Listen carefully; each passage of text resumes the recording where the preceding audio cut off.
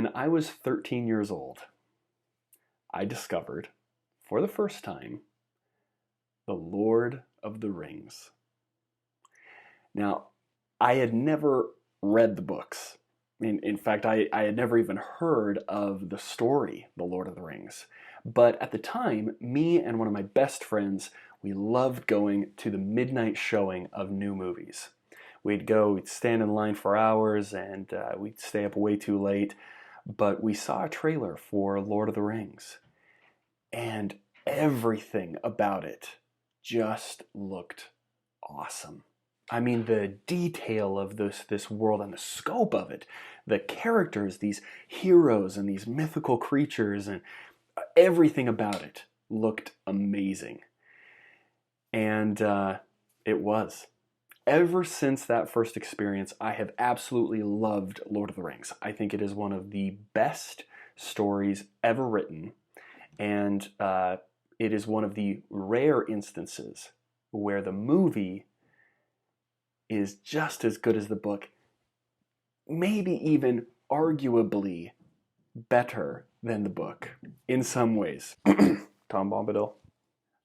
Ever since that first experience, I have read Lord of the Rings several times.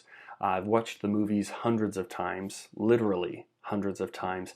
I've been engrossed by the lore behind Lord of the Rings and the great scope and depth of this world that Tolkien built. But I have only experienced Lord of the Rings for the first time once. And that realization is what has led me to make these reviews. I am reading The Wheel of Time for the first time, and I will only get to go through this journey once. I can go back and I can reread these books as many times as I want. But this first experience, this will be the only first time that I read The Wheel of Time. I thought about that because in this example of Lord of the Rings, and I've certainly had this experience with many different books, Mistborn or The Legend of Eli Monpress or The Lies of Locke Lamora, all of these books, I've only read them for the first time once, and there's so many things in life that we only experience for the first time once. Well, I look back at my experience with Lord of the Rings, and while I love rewatching them and rereading them, that experience now is much different than what my very first experience was. My very first experience with Lord of the Rings, I thought Gandalf really died. Now when I go back and I rewatch that or I reread that, I know what's coming. I know what happens.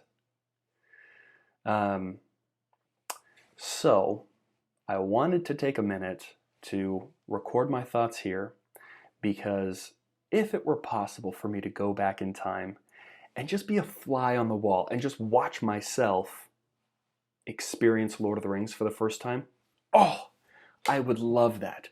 I'd love to just go and sit and see myself, watching Lord of the Rings for the first time or reading the books for the first time. And better yet, I would love to relive those emotions and re-experience that first experience. So, in an effort to be able to re-experience The Wheel of Time, I thought I'd just record a few thoughts. As I go through each book, I'm just taking a few little notes of some things that impress me, some predictions, or some impressions of both the writer and the story itself. So I'll share those, and I don't expect that anyone other than me will ever watch this, but hopefully I'll enjoy coming back and watching myself experience this story for the first time. So speaking of Lord of the Rings, first of all, I will do my very best to make sure that this isn't just a page-by-page summary of what the story is in each book. But the natural course of me sharing my thoughts and impressions, of course, I'm gonna pick out some specific events in the story, and I'll review those and give my impressions. So, but again, like I said, I'll try and avoid doing an in-depth page-by-page summary. There are plenty of Wheel of Time summaries online, and if I ever forget exactly what happened in a specific book or a specific chapter, plenty of resources to go in and do that. That's not what the purpose of this is. So, speaking of Lord of the Rings, there are quite a lot of similarities between Lord of the Rings and the Wheel of Time. For instance, there are these creatures called Trollocs, which are essentially orcs, right? It's the low-level bad guys that are mean and scary, and these ones look a little different, like they've got pig snouts or wolf heads or beaks and hooves and different things. They're kind of like these half men, half animal things. But they're essentially orcs. Then you've got things like the Myrddraal, which are essentially like your Nazgul, kind of these cloaked, hooded, shadowy figures, and they're worse than Trollocs. They're even more scary. They're even more wicked. But they're essentially the Nazgul. And then even like how the story starts, right? We start with a few kids in this small village who are whisked away from their peaceful, quiet, innocent life by an immediate threat and some wise guides who will help them get to a place of safety, a city far away that they're gonna go travel to, and in that city, there they will be safe. Even things like there's a portion of the story where they are being chased by these Trollocs and these Myrddraal, and they have to find some refuge in this abandoned city that's in ruins. It's called Shadar Logoth. And it kind of reminds me of Moria, right? Where it's like, it's a bad decision. You don't want to go there. But if it's the best decision that you have in a long list of really bad choices, well, then maybe that's the choice that you make, right? But at about that point, where they go into Shadar Logoth, and when they come out, the party is divided. The fellowship is broken, if you will. So again, there's lots of similarities when the story starts. But by that point, when they're exiting Shadar Logoth, the story really does start to take on its own form, and by the end of the story, it really is its own thing.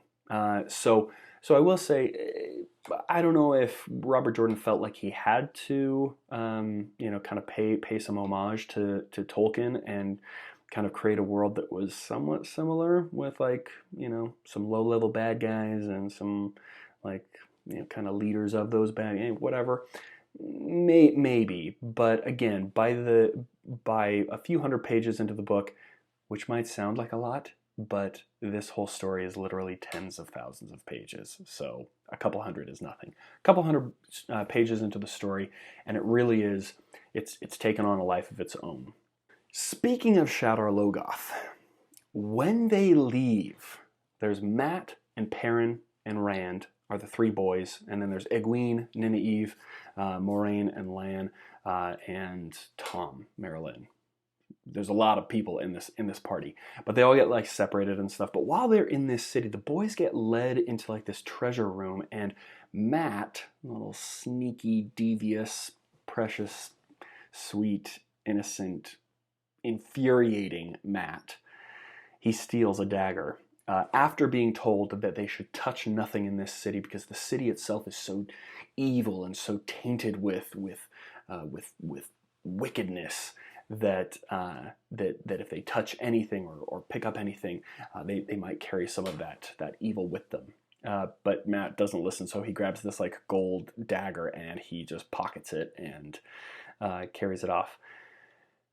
Which brings me to one of the things that I've really enjoyed about this story, which is the character development and specifically the faults with these characters. Um, they are far from perfect, and it's really interesting to watch the poor decisions that they make. How believable that makes them. First of all, like they are like teenagers, like kind of older teenagers, maybe like 17 to 18, 19, something like that. Um, but they're being teenagers. They make a lot of stupid decisions, and then they kind of suffer the consequences of that. It makes them very believable, but it also makes them very relatable. I can't stand it when characters are too perfect. But Matt steals this dagger, and he'll pay for it later. But it's one thing that I liked a lot is seeing how these characters are so imperfect. Uh, After they break out of Shadar Logoth, or not break out, but escape is probably a better word. Um, they're all split up, and Perrin, who's a blacksmith, he's running off with Egwene. They're together and trying to find the rest of the group, but they get lost, and they come across this man named Elias, and I don't remember Elias's last name.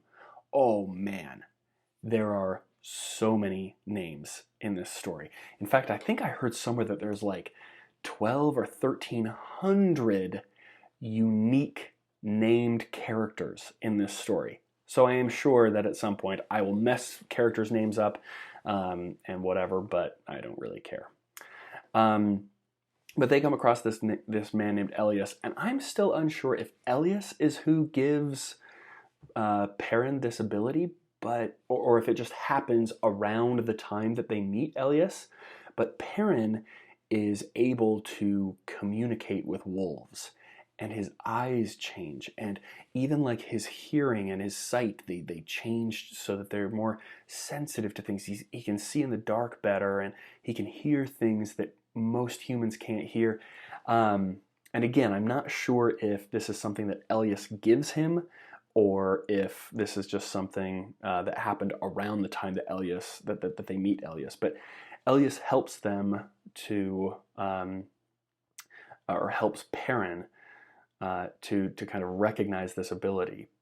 But other than that, Perrin is fighting against it. He doesn't want to admit that anything has changed in his life, and I think that that's something that that we will see again and again in the stories is these boys who have left their sweet, innocent life, some of them, and girls, but some of these boys and girls have a strong desire to go back to that simple life, which is maybe again hearkening to that Lord of the Rings story element, right? Frodo is always just trying to get back to his simple life, his garden in the Shire, right?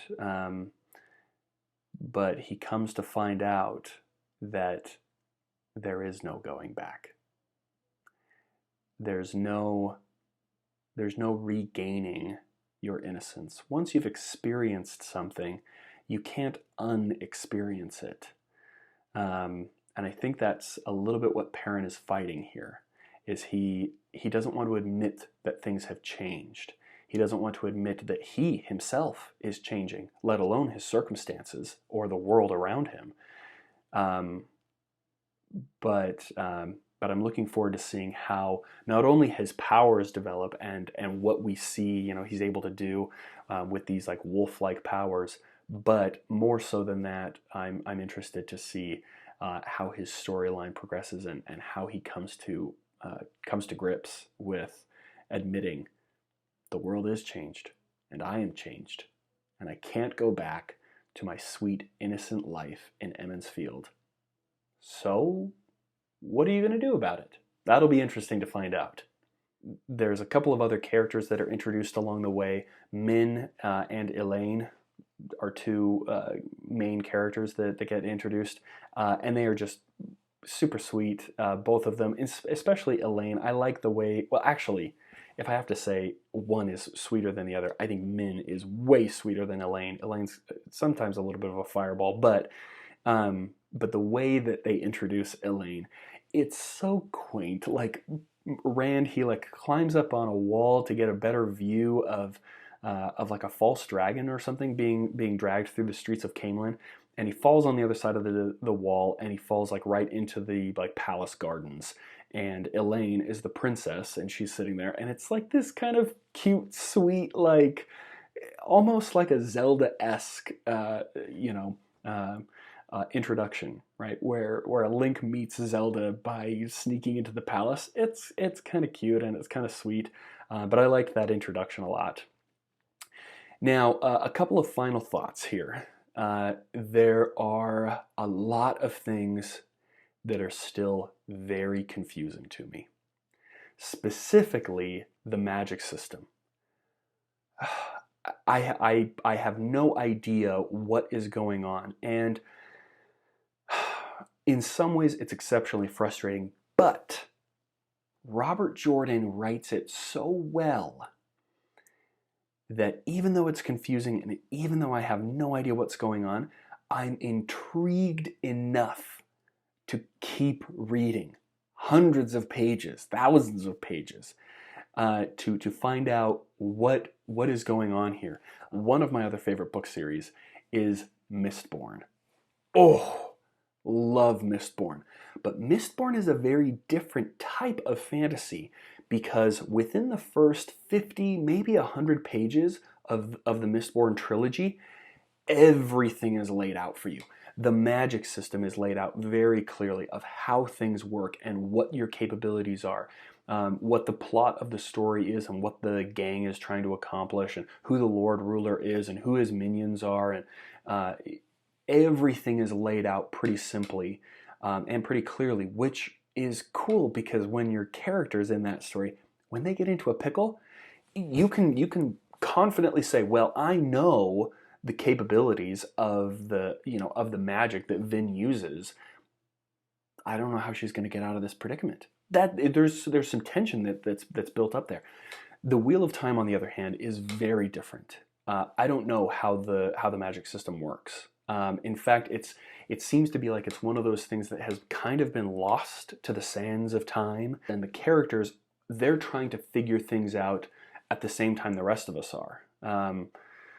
To a degree. The Aes Sedai are unbelievably confusing. And speaking of, puzzles that you're trying to figure out, the Aes Sedai are a total puzzle. It's like I don't know if they're good or if they're just trying to manipulate the situation for their own specific ends. I don't know. And again, it's intriguing enough that it's going to keep me reading. But it is kind of confusing and kind of frustrating, to be frank. But again, Robert Jordan does a great job of writing it well enough that you are intrigued. I am intrigued. Final thoughts. This is actually something that I've already kind of touched on a little bit here, but there's a point in the story where Rand and Matt, they're separated from the group. They're trying to get back with everybody. Tom Merrilin has gone off to fight a Myrddraal. We're supposed to think he's dead. I know he's not. I've been through this before. I know main characters don't die in the first act, but there's this part in the story where Rand and Matt are traveling towards Camelin, and they don't have anywhere to stay. They don't have any money for lodgings or money for food or anything like that. So they're just trying to make it on their own. And since they have all of Tom's gear, Tom is a gleeman who like plays songs and sings and recites sagas and things like that. They kind of pick up that life. And as they come to inns, they say, "Hey, we can play some simple tunes if you'll give us a bed for the night." And all of that is really unimportant, but it's like this glimpse, I feel like, into what their lives could have been if they hadn't been ta'veren. These like, strong threads in the pattern that the Wheel of Time weaves. And I think we'll be reminded of that again and again, of like these these characters who are really simple, boys and girls from a small village. I think we're going to keep getting glimpses into who they could have been, what their lives could have been like if they weren't destined to dictate the fate of the world. But I think we'll be reminded occasionally about that simple life that they gave up, and what a simple, contented life could have looked like for them. And in being reminded of that, I think that the author is trying to remind readers that a simple and contented life is a valuable life. Well, I will end my thoughts there for book number 1 of The Wheel of Time, The Eye of the World, and I am very much so looking forward to book number 2, The Great Hunt.